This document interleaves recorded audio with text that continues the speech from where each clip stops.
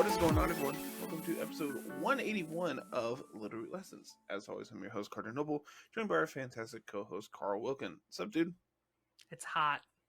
That is an understatement. I feel awful. So I messaged you and said, hey, you're going to hard carry the podcast today, so... The problem is we're talking about stuff that you're interested in. Well, that's besides the point.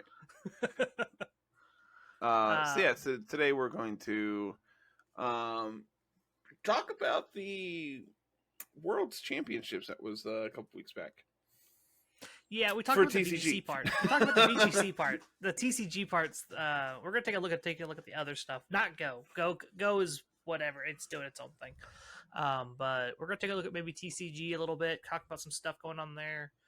Because for most people, the Game Boy TCG game is now on the Nintendo Switch Online, and I'm pretty sure everyone has been playing it like nonstop for the last week and a half or 2 weeks or whatever it is. And so now I'm looking at picking up TCG Live and goofing off with that in my free time if I can. And go ahead. If you have any interest in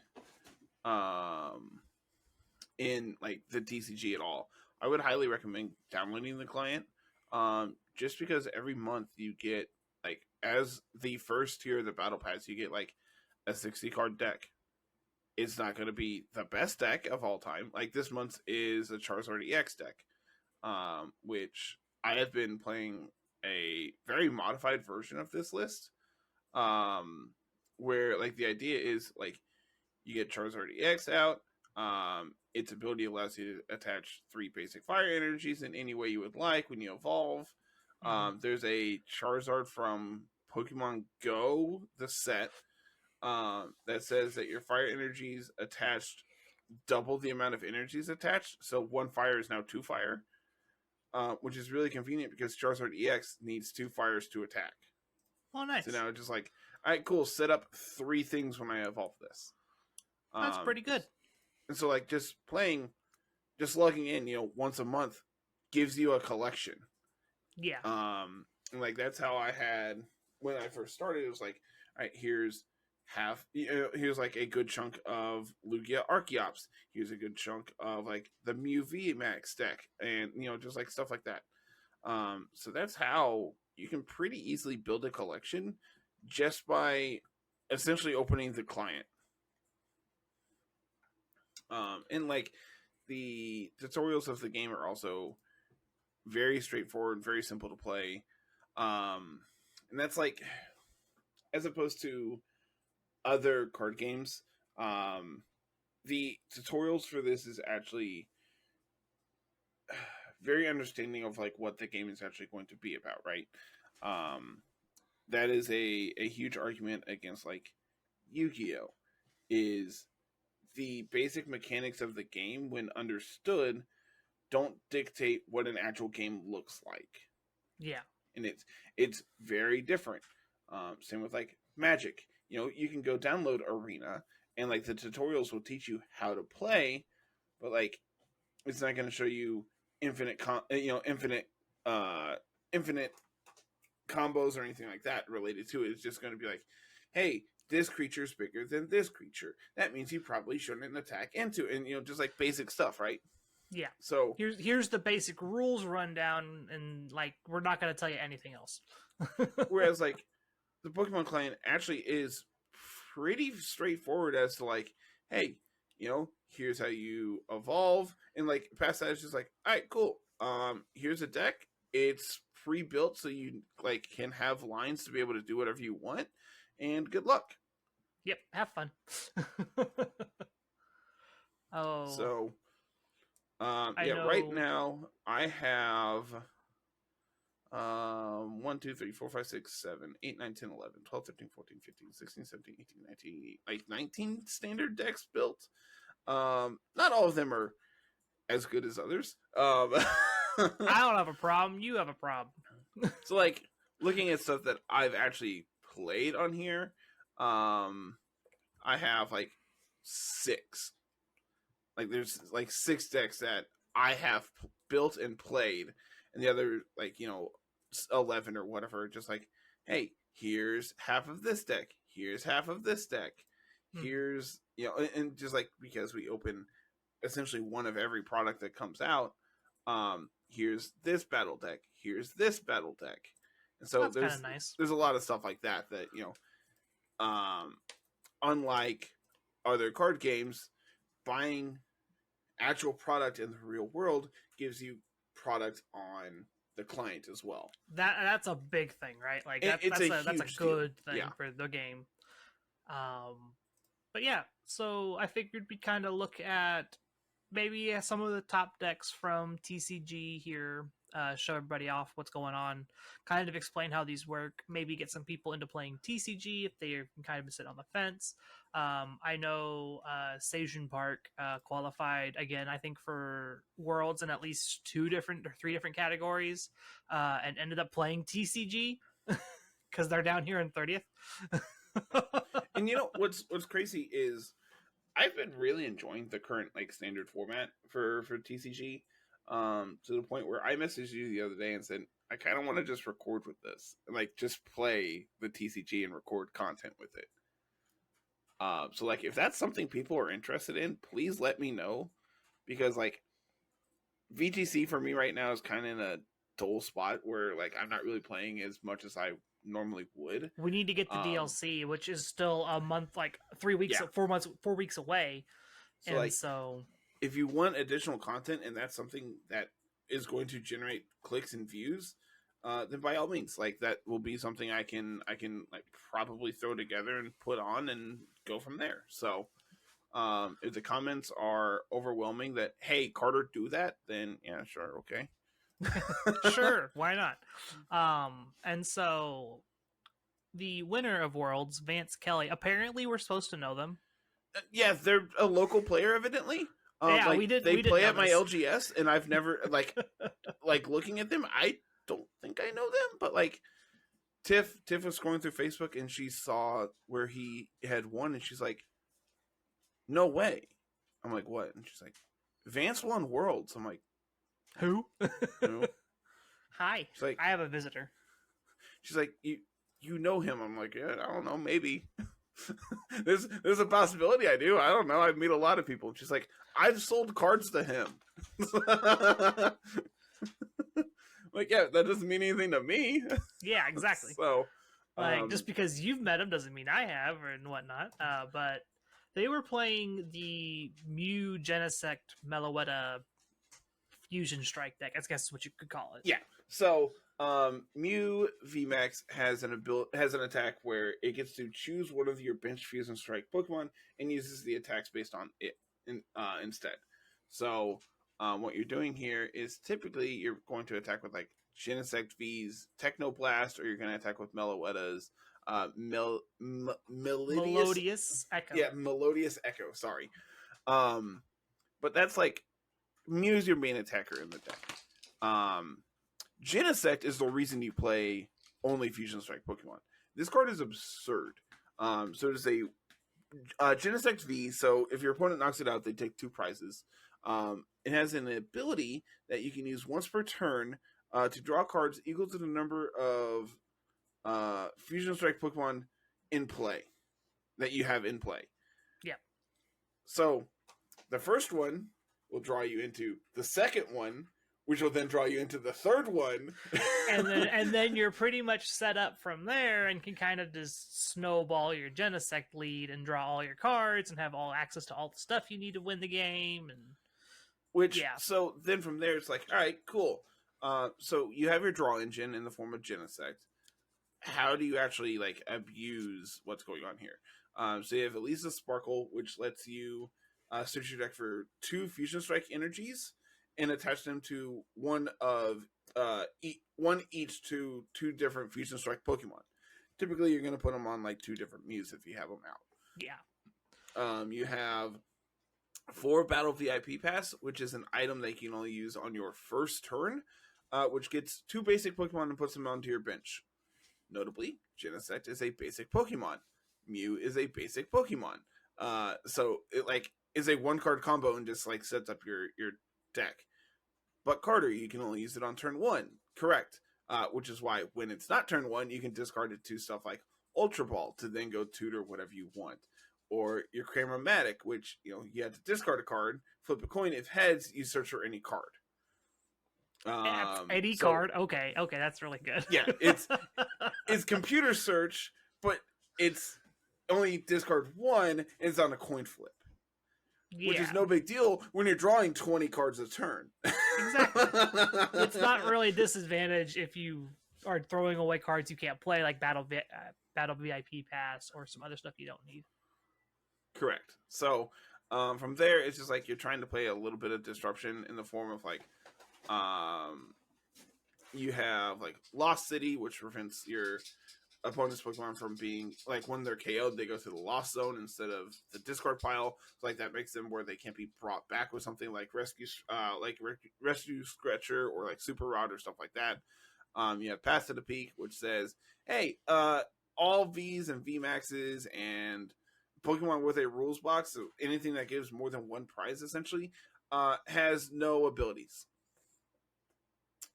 Oh no, that shuts off my Genesect. It doesn't matter. You've already drawn all your cards. Yeah, you've done your thing. Yeah. At this point, like, you're just trying to play a very controlling role in preventing your opponent from like doing things. You have Choice Belt here to do extra damage. You have Power Tablet, which lets you do an extra 30 damage one time. And so like you're able to do a ton of damage very quickly with this deck. Interestingly, looking at these lists, there's multiple Mew Genesect in the top 8 here, and like top 32 or whatever that's posted out here. 1, 2, 3, 4, 5, 6. I see 6 in the top 32.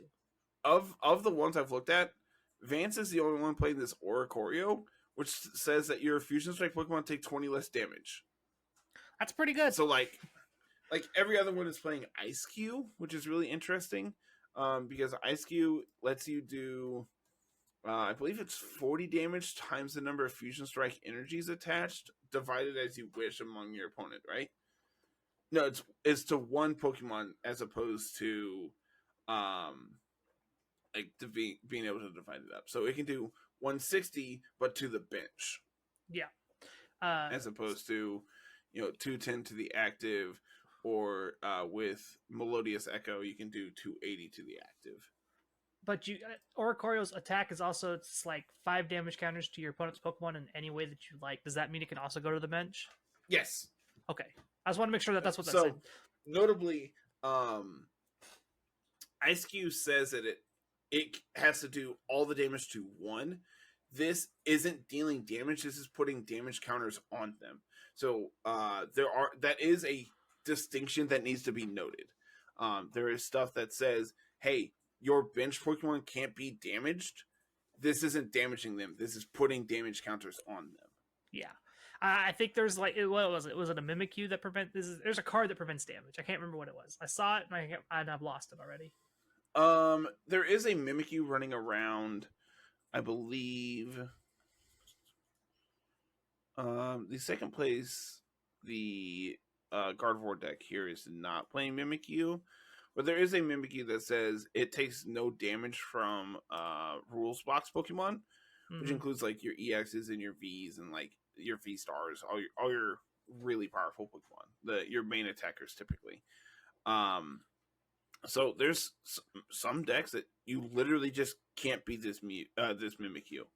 Because you don't have anything that can deal damage that's not a V.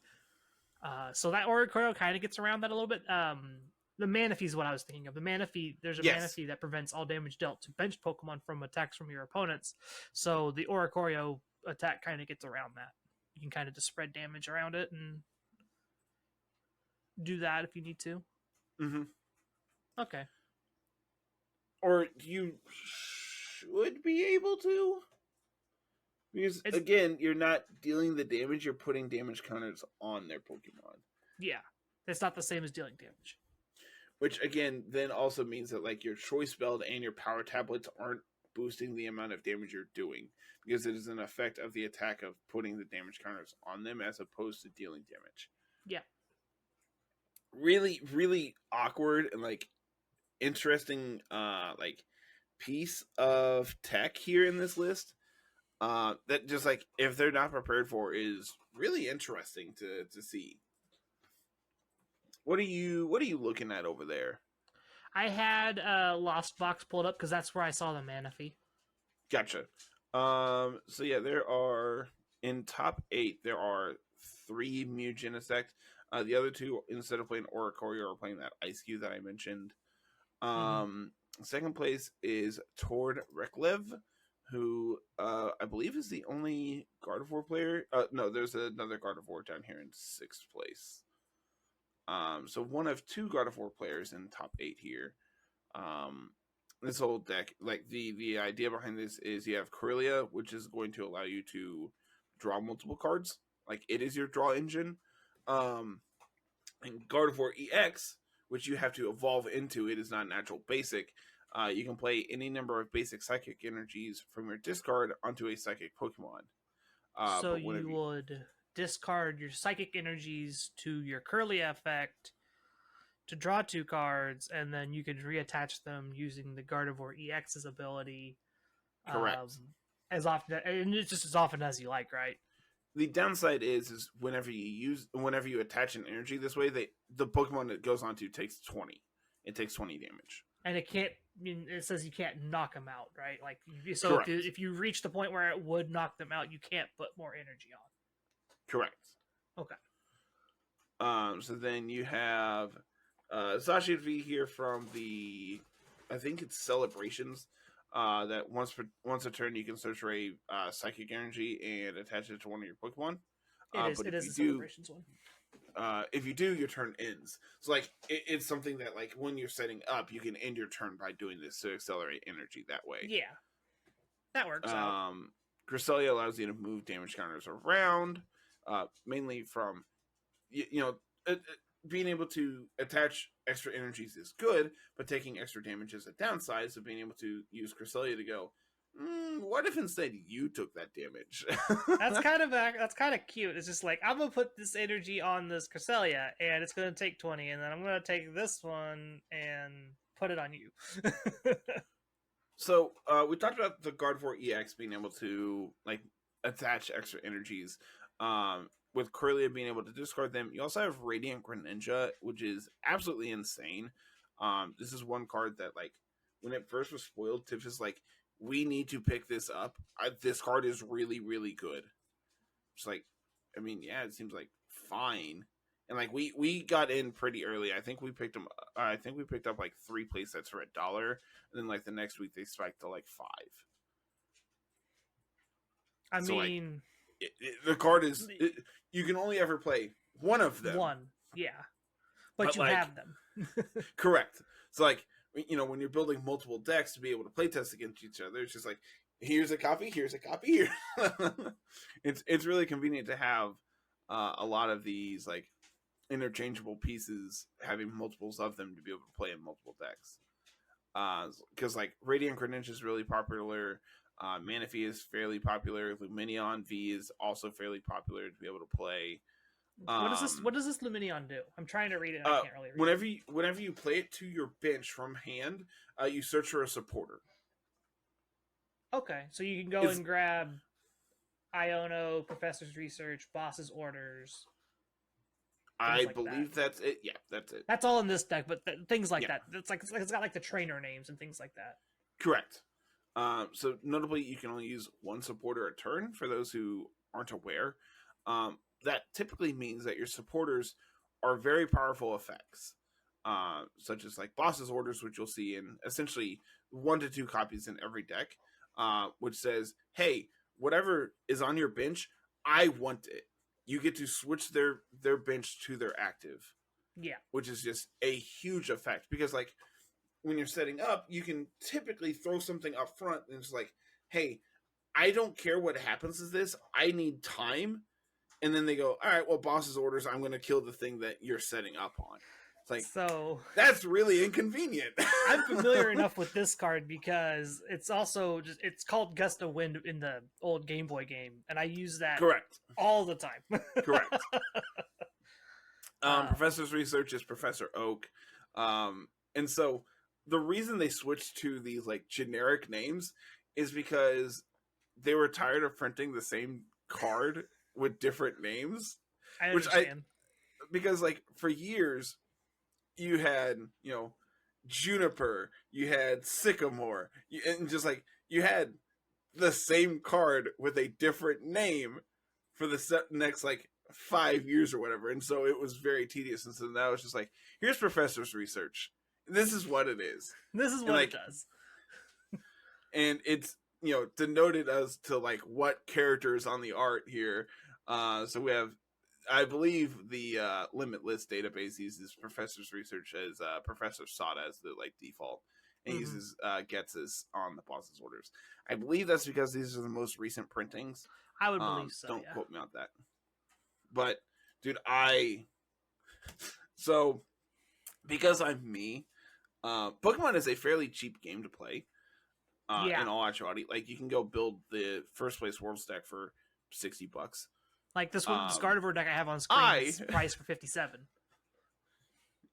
On the other hand, if I'm building something online, because you have like 3 different currencies, you have coins, you have crystals, and you have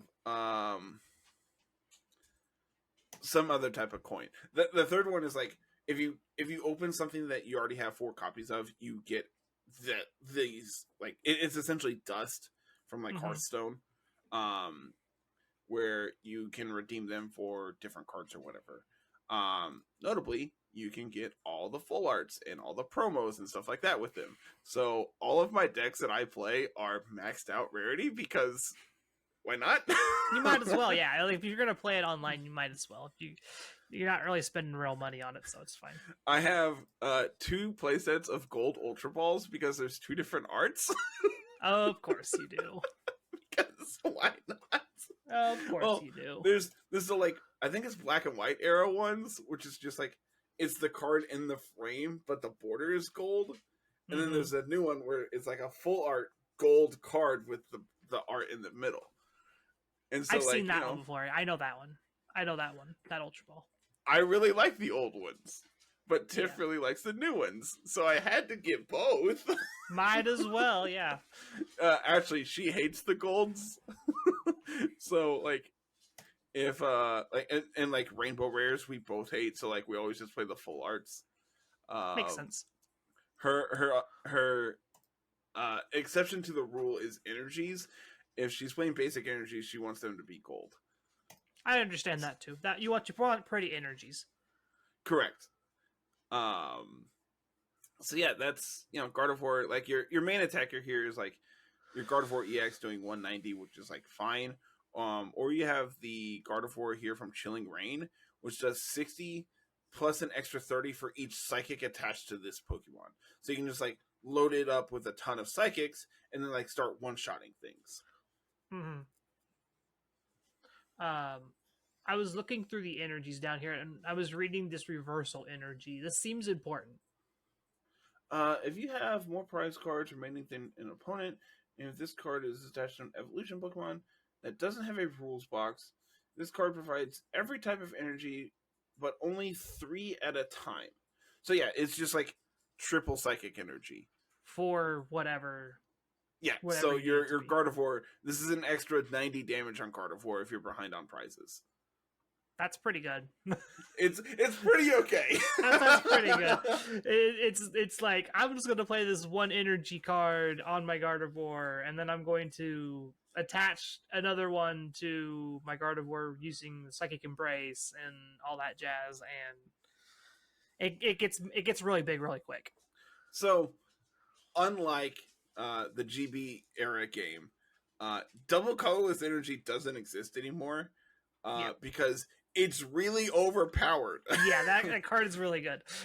So, all of the energies that provide 2+ numbers of energies have some downside to them. So, like reversal energy, you have to be behind on prizes and on an evolution that also doesn't have a rules box. Yeah. So, like, it is very specific. No putting it on the big Gardevoir. Don't do that. That's bad. Correct. And like, you can't put it on like Radiant Greninja that even though it's a basic, one has a rules box. It has that two, Radiant Pokemon rule. It is not an evolution. Yeah. So yeah, that's kind of cool. I always wondered like how this deck kind of works because it's like I hear people talking about it. It's like, oh, this Gardevoir EX deck's kind of cool. I'm just like, is this? Yeah, I don't know what it does. Manny built it. I think Manny built it. I honestly like looking at this. I should probably just buy Mew. Like I should probably just put the deck together. I bet I have a vast majority of it. Tiff and I always like playing off the wall stuff. Like sure we could pilot any of these top decks because we could. It's no big deal. But it's just like it's always more fun to play something that either you've come up with or that's way more unique and like you're not going to see every day, right? And because we're just playing locals or whatever, we're not in that grind set of we have to win. Like we're not going to play a top deck because we don't have to. Exactly. We're playing for fun. So let's talk about this last deck that's popular in the top 8, Lost Box. Lost Box is really interesting. So what you're trying to do is you have your discard pile, which is where like once you play a card, it goes to the discard pile, right? Then you have the Lost Zone, which is more akin to like the exile. Completely removed from the game. I forget what it's called in Yu-Gi-Oh. I think it's but essentially banished. It is removed. Yes, the banished zone. Thank you. So these cards, once put there, can't come back into the game basically at all. There's like obviously exceptions to the rule, but in Pokemon, like the current sets that like have stuff related to the Lost Zone, there's nothing like that. So once it's in the Lost Zone, hope you don't need it because you're not getting it back. Yeah. So your card advantage source here is Comfey, which with flower selecting, if it's your active Pokemon, you can look at the top 2, take one, put the other into the Lost Zone. So then what you're trying to do is get a ton of cards into the Lost Zone so that you can set up your Giratina V-Star, your V-Star power. So V-Stars are evolutions of Vs on certain Pokemon. There's also V-Maxes, which give up 3 prizes, but have like way higher HP, do a ton more damage. Then there's V-Stars, which have a V-Star power that you can only use 1 total in a game. Mm-hmm. So Giratina, its V-Star ability, its V-Star attack is Star Requiem, which says if you have 10 or more cards in your Lost Zone, your opponent's active is knocked out. Like it just doesn't matter how much HP they have. It could be a 330 HP Pokemon. It's dead. Go away. It's the exact definition of an Oko. Yes, it is. It is hitting a fissure. That's kind of cool. So what happens after that? If you only use it once, then what do you do after that? So from there, it's like you have access to Sableye here, which for 1 psychic energy, if you have 10 cards in your Lost Zone, you get to put 12 damage counters any way you would like. Oh. That's pretty good. Notably, Sableye is also a basic Pokemon. It is a 1 prize Pokemon, so if they knock it out, they're not gaining a ton of advantage by taking multiple prizes from knocking it out. Whereas you're setting up a ton of extra damage to be able to KO something later. You also have Cramorant here, which says its ability is Lost Provisions, which says if you have 4 more cards in your Lost Zone, you attack for free. That's pretty good. So it's just like a free damage 110. for a Pokemon that's dealing 110 damage and ignoring. You can't. You're obviously it's like you're not hitting for weakness on anything with this one because it has to have a downside of some sort, right? Like it can't all be good. Correct. Yeah. But that's pretty good. So yeah, just like notably, those are your 2 attackers, right? And then like you obviously have Giratina here as well, which can just do a ton of damage. Like worst case scenario, you have Lost Impact, which is 280, and you had to put 2 energies from it onto the Lost Zone. But like that's kind of just fine because it doesn't really matter. Like it's all right. You're just going to 280 is a pretty good range to hit. If you go and look at like the Gardevoir, I believe Gardevoir's 310. But like Zacian is 220. Like the Gardevoir is 310, and that's the highest damage, like highest HP. I want to say that you're really gonna see in the format is like 310 because Mew VMAX is also 310. Mm-hmm. So like 280 is a really important number to hit because then you have Choice Belt, which says you do an extra 32 Pokemon V. So now you're one-shotting Mews. Yeah, you're hitting that 310 number. You're not one-shotting Gardevoirs though, which is fine because then Sableye is able to pick up the KO on it, and then you're taking an extra 2 prices that way as well. Yeah. So then the other like important cards here, you have Colress's Experiment, which is a supporter that you look at the top 5, put 3 into your hand, 2 into the Lost Zone. That's pretty cool. You have Mirage Gate, which is a trainer card that you can only play if you have 7 cards or more in the Lost Zone, but you search for 2 basics of different types and attach them in any way you would like. So it's like really good acceleration. Huh. Would you look at that Giratina? It needs grass and Psychic. Giratina conveniently needs 2 different types of attacks. Yes. And then you have Path to the Peak, which shuts off all abilities, which we kind of already talked about. And notably, abilities of Pokemon with a rules box, which, look at that, none of your rules box Pokemon have abilities here. Outside of Greninja. Correct. But like, if you... Path is more important to shut down your opponent's Pokemon than it is to shut off your Greninja. Exactly. It's like, you're not even playing like Lumineon here because Path is really good into opposing Lumineons because, congrats, you don't do anything. So, you mentioned way back at the start that Comfey has to be the active Pokemon to use this ability. Correct. So that means we're probably doing a lot of swapping and stuff. How are we doing that? You have Switch Card.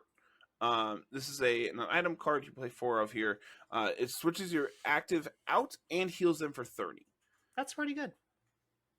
I'm looking. Yeah, you also have Escape Rope, which is you swap your opponent's swaps. Okay. Notably, they get to pick. I've seen. I don't think it's legal anymore. But you used to play like Air Balloon, which gave you free retreat, so then you can just like retreat in and out however you wanted. That seems pretty good. I'm 99% sure Air Balloon rotated. Let me just confirm that before I lie to you. It would help if I look under trainers. It would. Yeah, Air Balloon is not legal. Cool. Okay, cool. Like I said, I was 99% sure because like it was a staple in this deck before rotation. And it is not apparent in either of the decks. So looking at the other Lost Box deck here in this is 7th. There's also a Giratina Lost Box in 8th, which I'm assuming is pretty close to the 3rd place deck here. This one you're not playing Giratina, but instead you have like Dragonite here, which can do a ton of damage. You have Pidgeot, which I don't know what this does. We're about to find out. Turn, if this Pokemon is on your bench, you can shuffle it and all cards attached to it into your deck. So it does 80 plus 80 if there's a stadium in play, which you typically always want a stadium of some kind in play between... Do you just play Artisan? I think we just have Artisan. Interesting. Okay. I don't see how this one works. Is this just like leaning more on Sableye Cramorant? Yes. So like Sableye is typically your main attacker. I thought that these like non-Giratina versions played more copies of both of them, but evidently not. You also have Kyogre here. That's what I'm saying. You're trying to read. I have it on screen for people, and it's a wall of words, literally. No, it's double water and a colorless. Discard the top 5 cards of your deck, then choose 2 of your opponent's Pokemon, 2 of your opponent's bench. This attack does 50 damage for each energy you discarded this way to both of those Pokemon. It's a ton of damage. So if you flip a bunch of energies off the top, then... which you're only playing 11 is the downside. Yeah. So like you're. So you gotta kind of like have a way to set up, right? Which I'm not seeing. Like, granted, you have like energy recyclers to be able to shuffle them back in. You have super rods, which shuffles them back in. Pidgeot kind of sends them back in too, doesn't it? Oh, true. I did not think about that one. Mirage Gate's going to be able to set up your like Dragonite seems like it's the big like puncher here. It's doing 250 plus 20 to a bench for 3. Notably, you do need double water and lightning, which is no big deal because you have your Mirage Gates as well. Interesting. Yeah, I think the version I have plays more of the dorks. Yeah, I'm on 2 Cramorant, 2 Sableye. Okay, so not that many more. One more. my version, I haven't updated it since rotation. I was playing Amazing Rare Rayquaza, which was also just like, here's 240 damage. And you're playing Amazing Rare Raikou as well, which is 120 plus 120 to the bench. You're really all in on Mirage Gate, setting up these triple costed attacks. Yeah, but it makes sense that we're not doing that because well, they're not legal anymore. Neat. So that basically takes care of the top 8. There is just a couple more like archetypes here that we can see. I was about to say, is there any big archetypes you want to talk about specifically, or is it just like find all the rest of them and talk about the rest of them? So Chien-Pao, Baxcalibur, and to a point, this origin form Palkia deck are kind of doing the same thing. Chien-Pao EX has an ability where once per turn you can search your deck for 2 basic water energies, put them into hand, and then its attack for double water, you can discard any number of water energies attached to all of your Pokemon, and it does 60 times the number of damage you do. Oh, that's so kind of nuts. Like, all right, well, it does do a ton. The downside is you're discarding them, and like just because you're searching for them doesn't mean you're accelerating them in any way. Enter Baxcalibur. Which is a stage 2 Pokemon, so you had to evolve into it. As often as you would like, you can attach 2 basic water. You can attach a basic water energy from your hand to one of your Pokemon. So there it is. Cool. We're set up. You have Frigibax here. You have rare candies to evolve into it. So you can you don't play the middle one. Arctibax, is that right? Arctibax, yeah. Yeah, so you don't even play one because, like, why would you?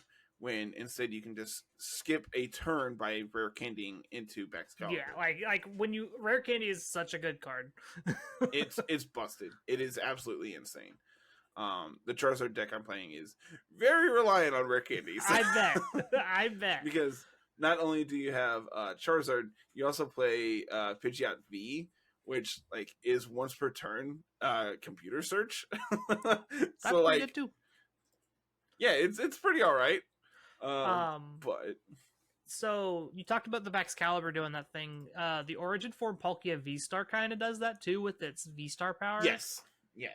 Kind of helps. Which is why if you look at that list, they are not playing the Baxcalibur stuff.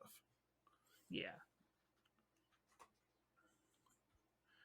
So then from there you have like card advantage in the form of B Barrel, which is once per turn, draw up to 5. Like 5 cards in hand.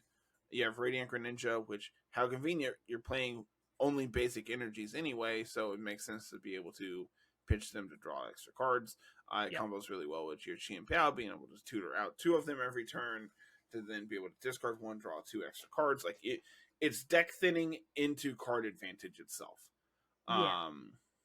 You have Irida, which is search for basic water and an item and put them into your hand. So this allows you to set up for whatever piece of the deck you're missing. Because notably, it's not basic water, it is just water Pokemon. Yeah.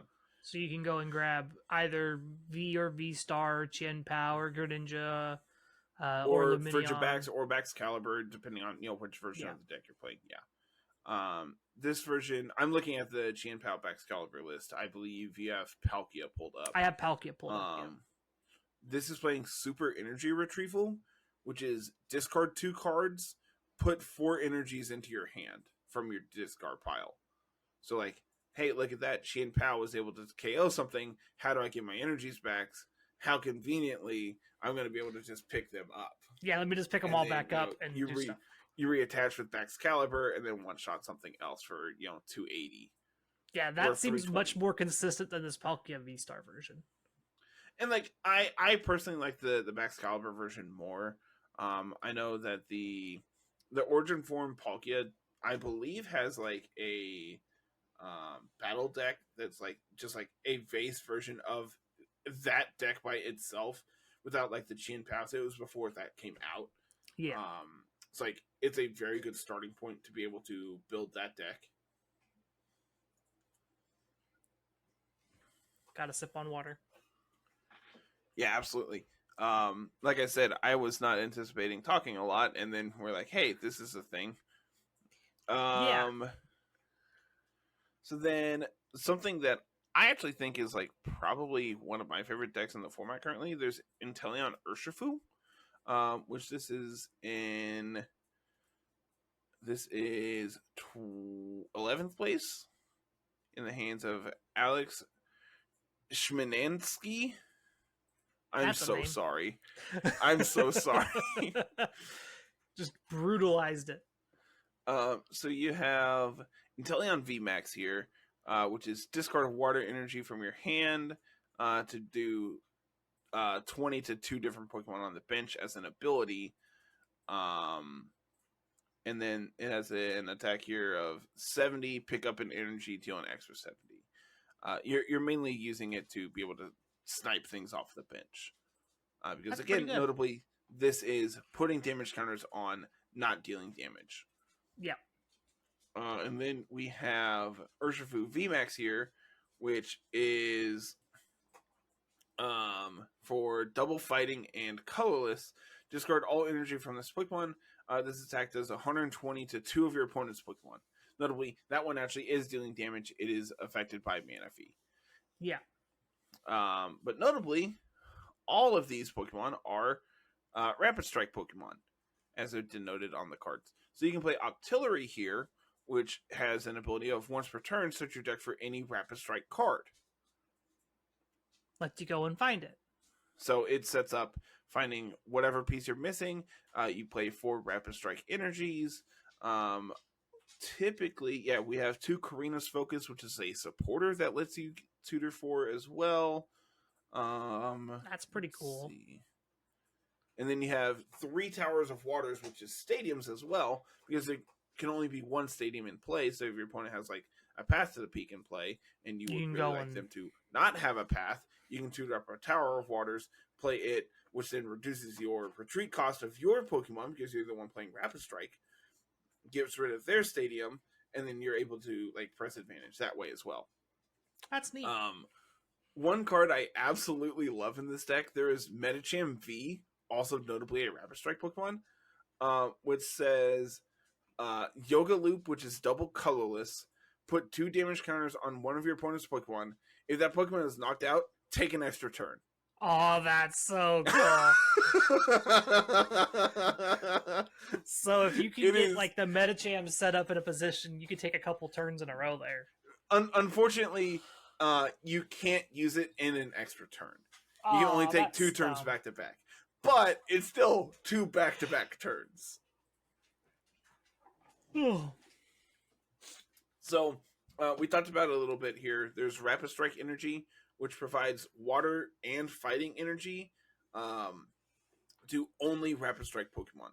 So, for stuff like Medicham that needs double colorless, hey, look at that. How convenient. We have a double colorless energy for it. For stuff like Rapid Strike Urshifu that needs double fighting, how convenient. That's very easy to do. And then, obviously, Inteleon VMAX just needs 2 energy, but one of them has to be water.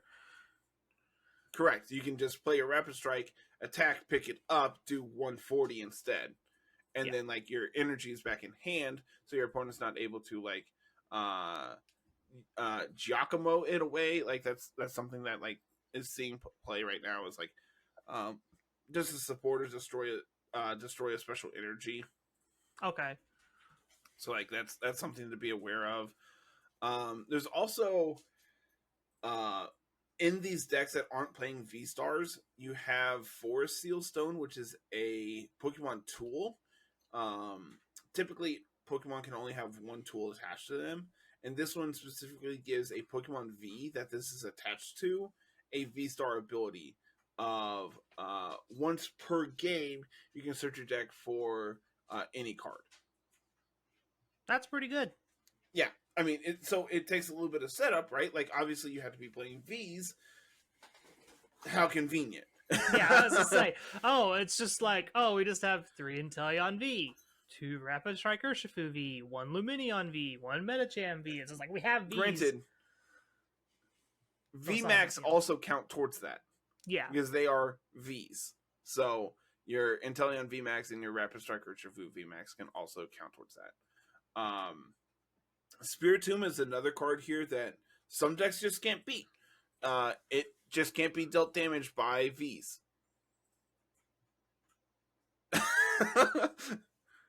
So, like, if you're playing against Mew can't touch this. They can't Technoblast it off of Genesect. They can't Melodious Boost or whatever it is off of Meloetta because Mew is the one dealing the damage. It says there's no abilities. Oh, is that what it is? Okay, never mind. That's this one. I'm about to say, I was sitting reading, how does this work? I'm confused. I can't read. Okay, cool. Yeah, I'm dumb. Can't read. Got it. So notably, it does shut down like Genesect. It has a lot of relevant abilities as well. It shuts off Palkia's V-Star attack V-Star ability because it's an actual ability that they can only use once. Notably, it also shuts off Lugia V-Star, which is, I think, where we're going next. I'm about to say, I think that's the one archetype we haven't touched on up here. There's Lugia and then there's Miraidon. Which there's only a couple Miraidon players here. One of which was Station Park. There's only one Inteleon Urshifu in top 32. But man, I really like the deck. There's 2. I'm sorry, there is 2. But I think the deck is really good, and I think it is like really. Unfortunately, it is a little more expensive when you actually look at it. Like, this list is $73, and I believe the other one, it's the exact same list. It doesn't help that the Inteleon VMAX are the majority of the cost there. Yeah, I mean they are like $5 each, just over $5 each. Yeah. So Lugia Archeops. So this was the boogeyman of the format before rotation. Lugia V-Star has the V-Star ability of Summoning Star, which says once during your turn, you can go from your discard pile. You can take 2 colorless Pokemon, put them into play. Notably, this specifically says it's 2 Pokemon without a rules box, 2 colorless Pokemon without a rules box. It doesn't say anything about basics. How convenient! Archeops is really good, but you don't want to play Archon because Archon sucks. Of course. So, if only there was a way to cheat them into play. Hey, look at that! How convenient! All right, cool. So Archeops is the absolute all-star of this deck. Its ability Primal Turbo searches your deck for 2 special energies and puts them into play. All right.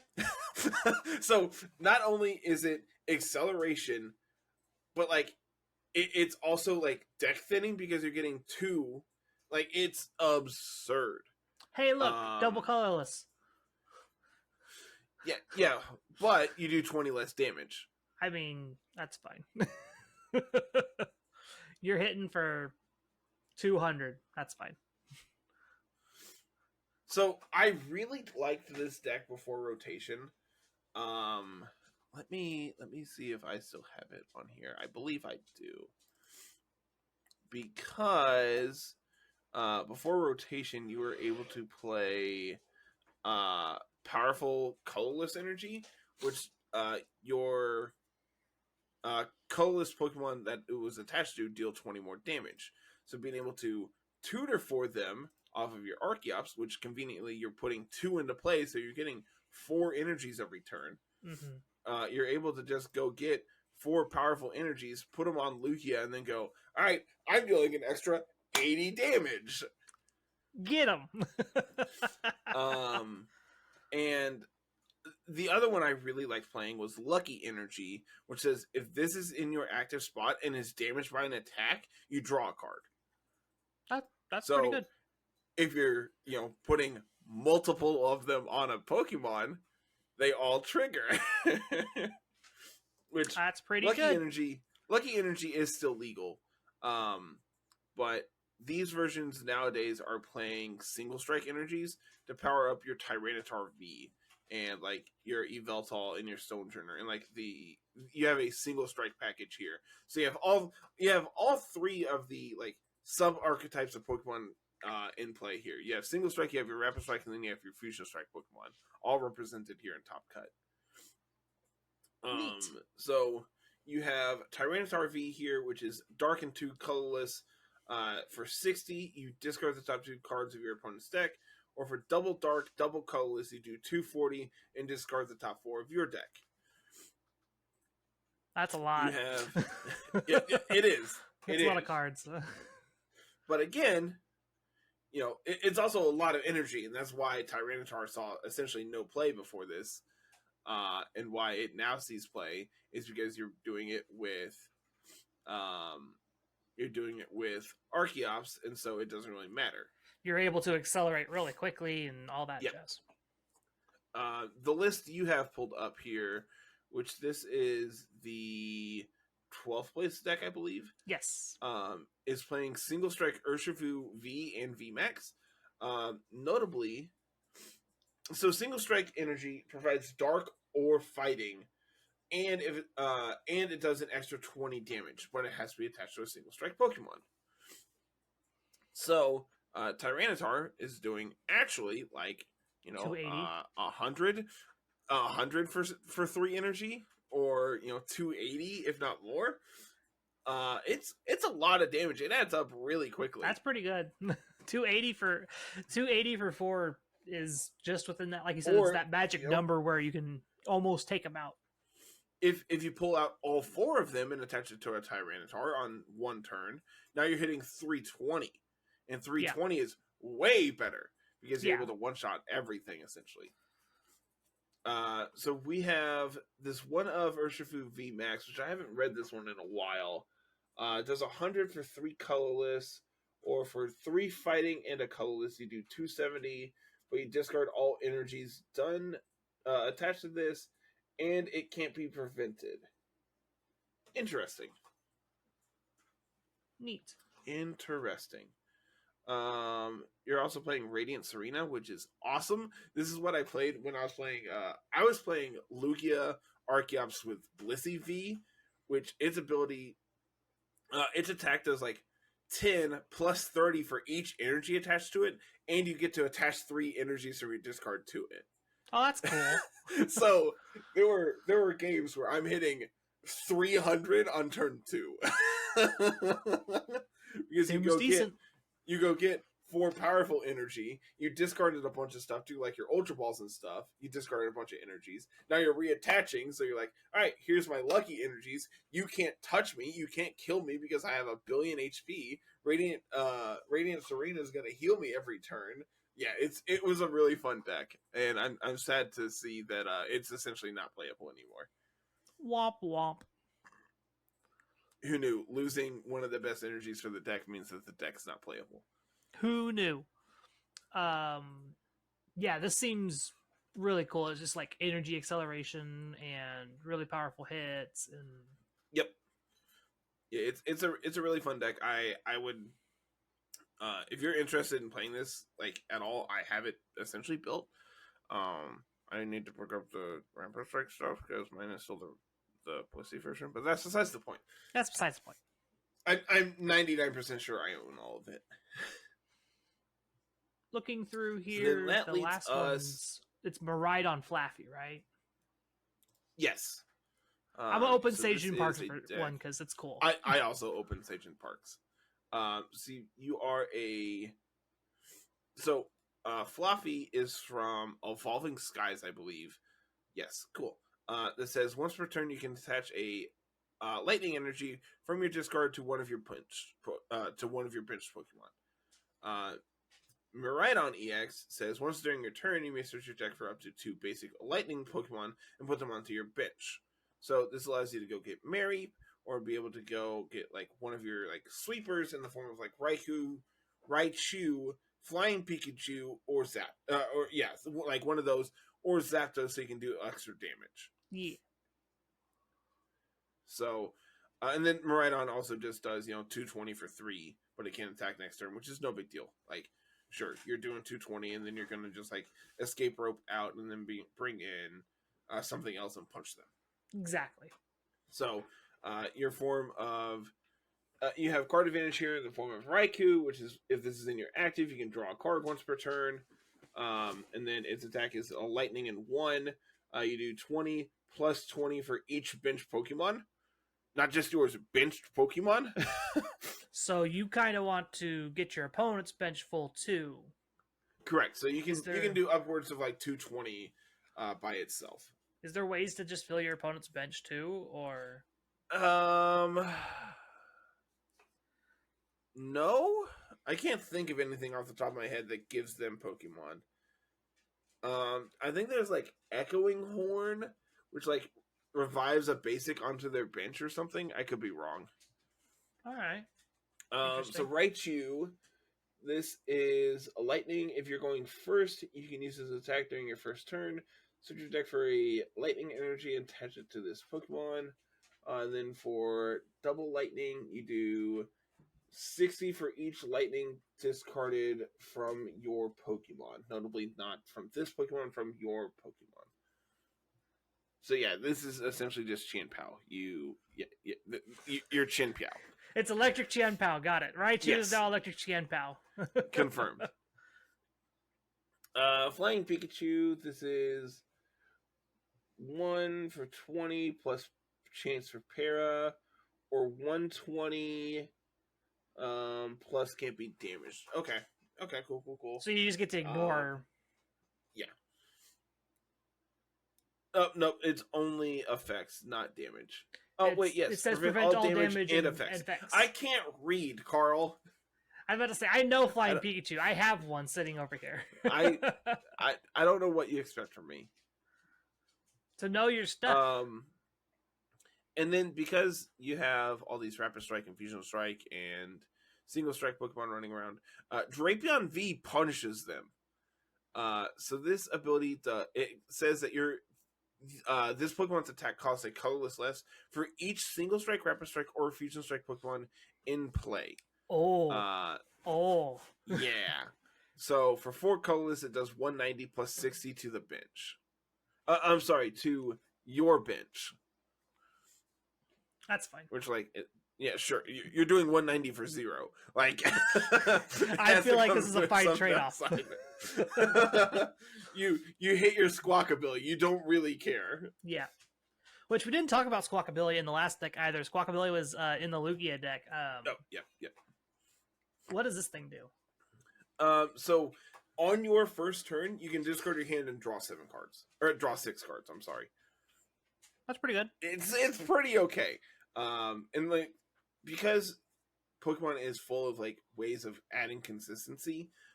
You have Ultra Ball, you have Nest Ball, like as like staples of the format to be able to tutor up Pokemon. Nest Ball notably gets any basic and puts it onto the bench. Look at that, Squawkabilly conveniently is a basic Pokemon. Neat. So you're able to like tutor it up pretty consistently on turn 1, so you can like play out your hand, then go, okay, discard this, my hand, draw 6 more cards. Conveniently, now I've discarded my energy so that Fluffy is turned on for next turn.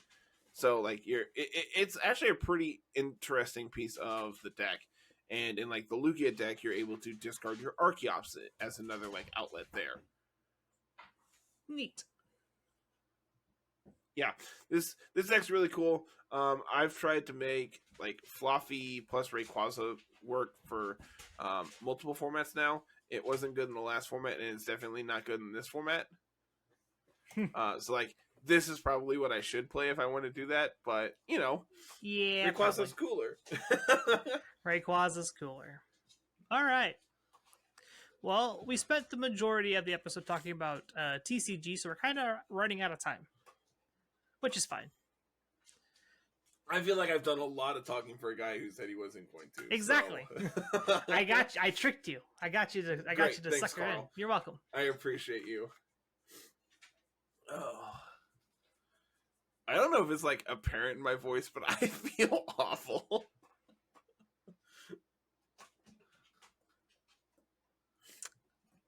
With that, I think we're done for the day, or pretty close to it. I think we're good. Unite stuff at Worlds, it was cool. NA team that won last year came and stomped. Nothing crazy. Well, okay. That's pretty much the gist of it. Luminosity, aka Blackhand, from last year, just showed up and kicked butt like they normally do. Interesting. That's the TLDR of the Unite stuff. Well, okay. Sure, man. Sure. Like, I could get more in depth on like team comps and things like that, but that's we ain't got time for that. We might touch on that next week. We'll see. We have nothing else going on, right? I don't know. We'll see. We'll figure that out then. So yeah. I think it's time we get out of here so I can go to bed. I gotta go get dinner. I can go take 7 Benadryl and pass out. That's a reasonable number of Benadryl to take, right? No, it's not. Oops. So, as always, everyone, thank you so much for watching. Make sure you like, comment, and subscribe if you're listening over on YouTube. If you're listening on any of the audio platforms, make sure you hit the subscribe button, ring the bell, get notifications when new stuff goes live. Leave us that 5-star review. Just everything that you can to really help us get pushed against the algorithm. It all really does help. If you are interested, you can follow us over on X. That is at LR Lessons. Myself at Mr. Missouri 25. Carl is at Musical VTC. Carl and I are both on Twitch as well. You can follow us over there at Mr. Missouri 25 and at Musical. Carl, when are you going to start streaming more Unite stuff? Depends on if I find time that I want to do it. I've been doing a lot of just like grinding for tedious grinding. Yeah, it's just been tedious grinding. Like nothing's like I'm not trying to win. I'm just playing to play. Yeah. I hit Masters way too early, so now I'm just like I have nothing to play for. But except for I'm too good, guys. So the way Masters works, getting to Masters every season is just like they start you in Ultra because they just knock you down to Ultra 1, and so you only got to win 14 matches in a row to get to that next rank. Well, they also have rank down prevention cards now, and interesting. It's so easy to once you hit Masters, it's so easy to stay on top of it. Interesting. Okay, that's good to know. I, for one, will not be hitting Masters because I am bad. Not yet, anyway. We might get you in there once Blaziken gets out. We'll see. That Blaziken comes out the same week as the DLC for Scarlet and Violet. I'm going to be busy that week. Can't. Same.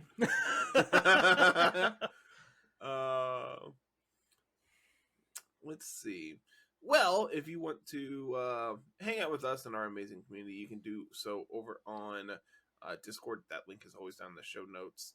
I want to give a special shout out to our Discord subscriber, Smeargle, who just a fantastic person. Can't say enough good things about him. Mm-hmm. And if you want to support us, you can do so over at patreon.com for as little as 50 cents an episode. I want to give a shout out to our $10 and up patrons there. We have Johnny Bravo Sr. and Papa Swish. check out the website that is lrlessons.com, and you can go check out the merch page, and that's all on the website and everything there. So I think I've hit everything. I think so. Cool. So as always, everyone, thank you so much, and until then, have a good one. Peace.